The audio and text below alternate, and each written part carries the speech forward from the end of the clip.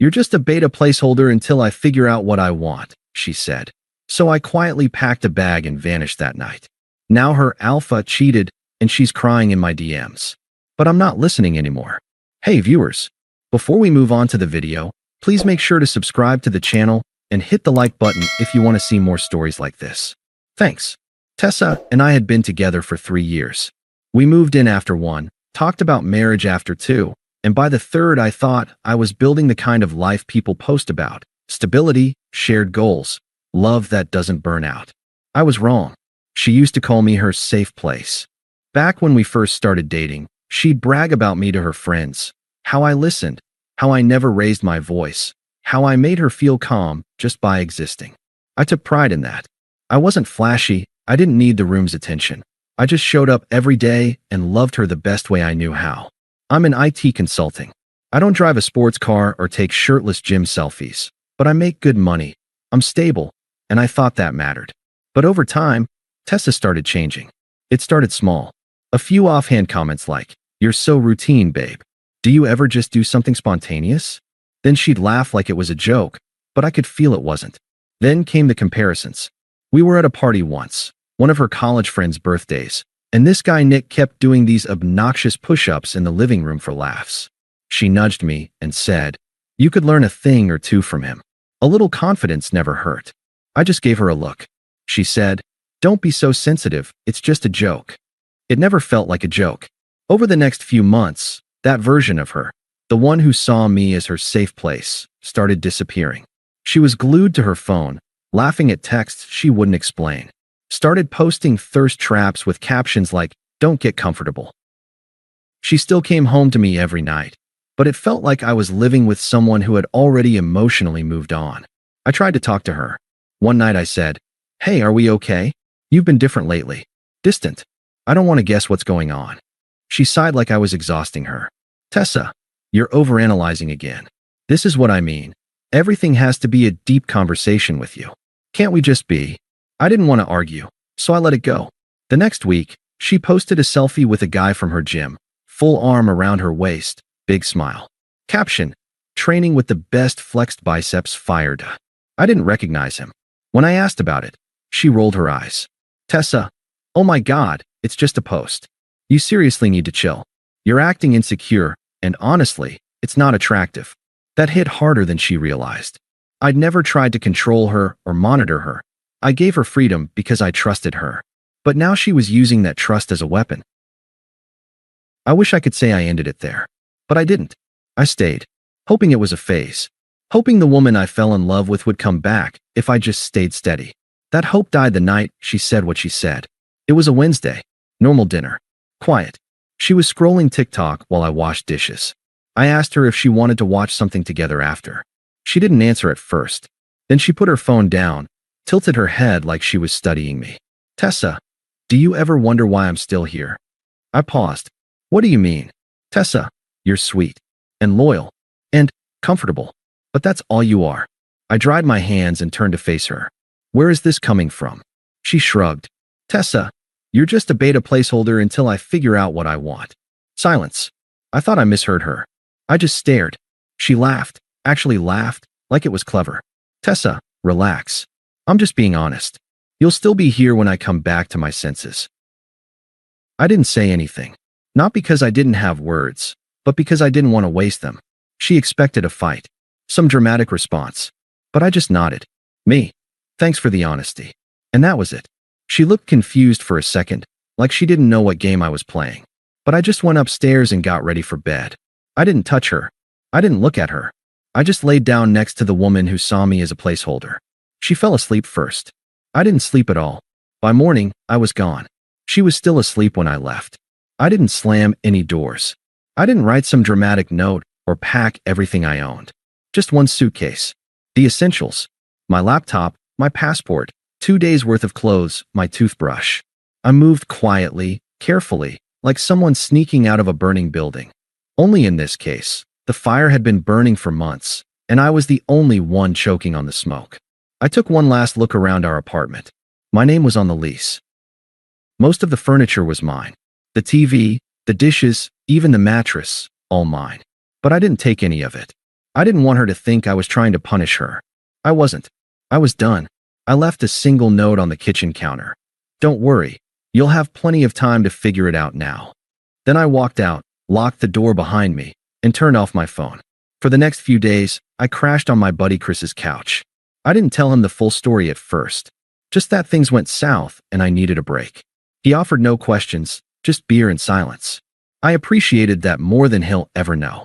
The first night, I sat in the dark with a blanket around me, staring at my phone. Not checking it, just staring.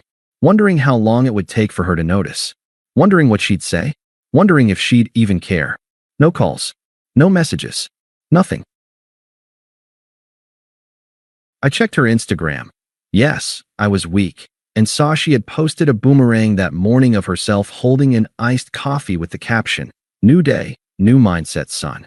I was gone 5 hours, and she was already rebranding. That was when the last thread snapped. Not out of anger. Not even sadness.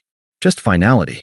I turned the phone off, blocked her, deleted every photo, video, and text thread. Then I went for a run. I hadn't run in months, but something about the movement felt necessary, like I was sweating her out. I stayed off social media for a while. Focused on work. Focused on sleeping again. Focused on reclaiming parts of myself I'd let fade in the background. The guitar in my closet, the side project I'd shelved, the friends I'd unintentionally distanced myself from because I was always checking in with Tessa first. The silence hurt, but it also healed. There were nights where I replayed it all. The little digs, the passive-aggressive jabs, the night she called me a placeholder like it was some cute observation. I'd lie there wondering, did she ever actually love me? Or was I just a pit stop? But eventually, the questions stopped coming. I stopped needing answers from someone who never gave them to begin with. 3 weeks in, Chris looked at me over breakfast and said, "Man, I don't know what happened exactly, but whatever it was, it's like you're lighter now." And he was right. I was. I sent Tessa a formal email after a month. Just logistics. My name was being taken off the lease. I was transferring the utilities, and she could keep the furniture. The last line simply said, "No need to reply. Please consider this closure." She didn't reply, but she read it. Twice. That's when the silence turned real. Not the kind you sit in while waiting for someone to reach out. The kind you choose, because you finally realize you don't need them to. And even though I didn't know it yet, her silence wasn't confidence. It was just the beginning of her unraveling. It started with little whispers from mutuals. One of her old friends, Megan, sent me a random message on Instagram about 2 months after I disappeared. Just a screenshot. No text. It was a story Tessa had posted. Her standing outside a club in heels with smeared eyeliner and the caption, "Wild night. Why do I always pick the worst ones?" Faced with rolling eyes, I didn't respond. I didn't ask questions. But I won't lie. I stared at that picture longer than I should have. A week later, another mutual, Jared, a guy from our old friend circle, called to catch up. We weren't close, so it felt out of the blue. "Jared, hey man. Just wanted to say, you dodged a bullet." Me?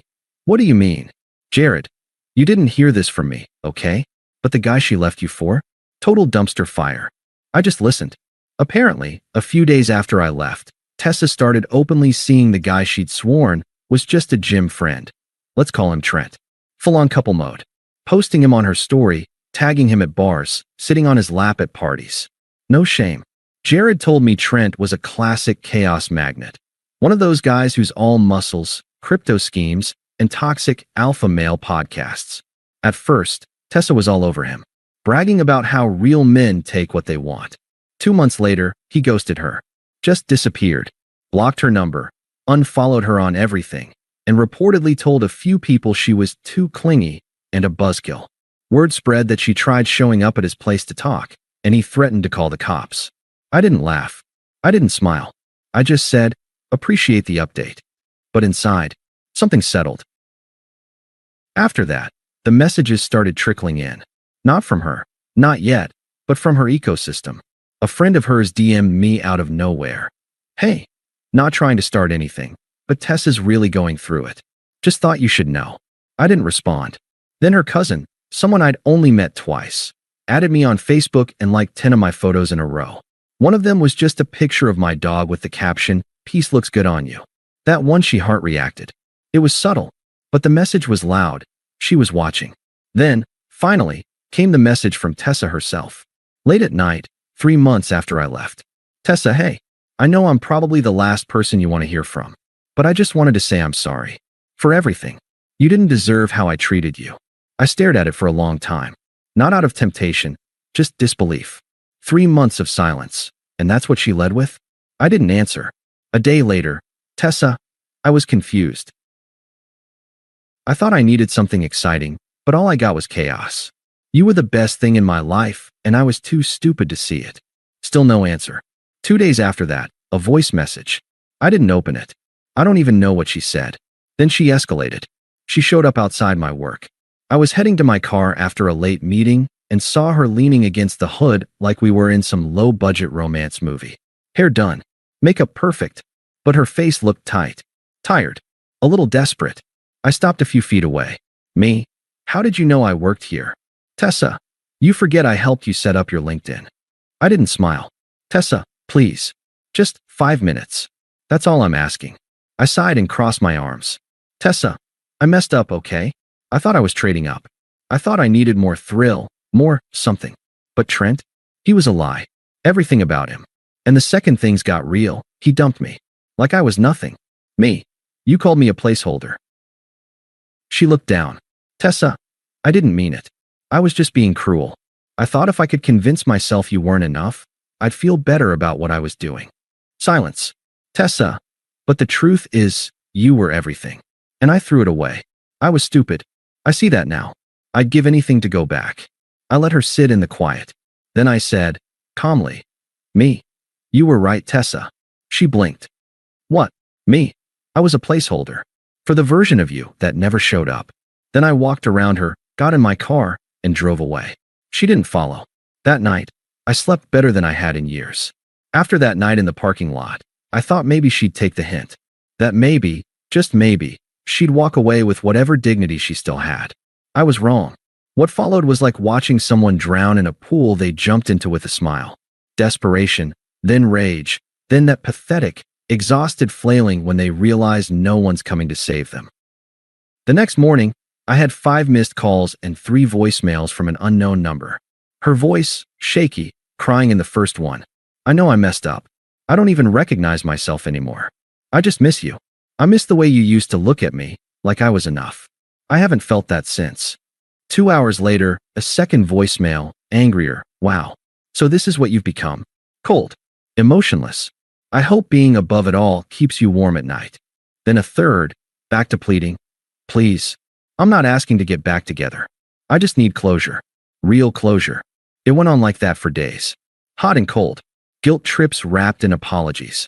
Passive-aggressive texts, sad selfies with captions like, you never know what you had until it's gone. I even got a message from her mom. Her mom.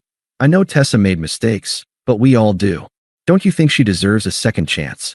No, I didn't. I didn't respond to any of it. Because every attempt she made said the same thing. I don't miss you. I miss the version of myself I got to be when you loved me. The final straw came when she showed up at my apartment building. I was coming back from the gym, earbuds in, hoodie on, sweat still clinging to my back. She was waiting near the front entrance with a brown paper bag in her hands. Tessa, hey, I brought your favorite. Thai from that place on 5th. Chicken pad see-ew, extra spicy. I stopped 5 feet short of her. Me? Why are you here, Tessa? She forced a smile, eyes glassy. Tessa, because I miss talking to you. Because I can't sleep without thinking about what I did. Because I don't want to spend the rest of my life wondering if I lost the best thing that ever happened to me. She stepped closer, holding the bag like a peace offering. Tessa, I know I said some disgusting things. I know I treated you like an accessory. But you were never a placeholder. You were the real thing. I was just too broken to see it. I looked her dead in the eyes. Me? No, you saw it. You just thought you could do better. Her mouth opened slightly, like she wanted to argue. I didn't give her the chance. Me? You didn't want a man. You wanted a mirror. Someone to reflect back a version of yourself you could feel proud of without doing the work. I was never your placeholder. You were just unready. She looked stunned. Tessa, so that's it. Me, no. This is it. I stepped past her, buzzed into the building, and let the door close behind me. She didn't follow. She didn't yell. She didn't cry. Just stood there with that paper bag in her hands, looking small.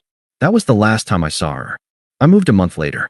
New city, new job, new circle. I kept my head down and my peace intact.